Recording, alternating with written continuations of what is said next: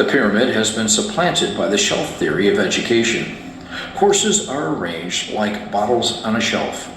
It does not make a great deal of difference what is in the bottles. Each bottle stands for a prescribed number of hours in the classroom.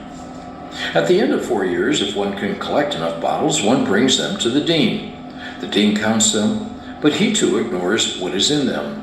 If a sufficient number are presented, generally 120 bottles, the college, which has succeeded in pulling the wool over the student's eyes, celebrates its success by giving him a sheepskin.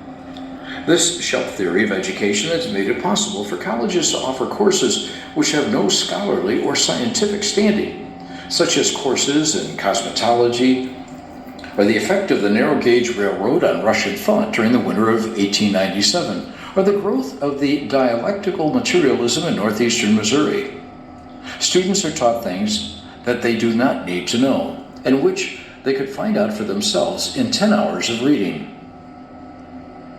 A well-rounded education, which will enable the student to deepen the mystery of wisdom through a lifetime, must aim at giving an understanding of his fourfold relation: 1, to the universe; 2, to society; 3, to himself; 4, to God.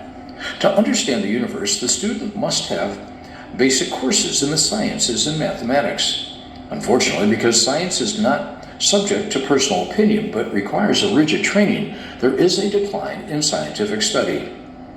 Students today are not electing science, hence we see the queer phenomena of education moving away from science while life is moving toward it.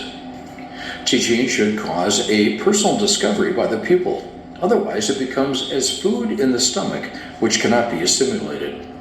St. Thomas says that a teacher must teach as an inventor invents. That is to say, he must be exercising his own intellectual activity during the lecture.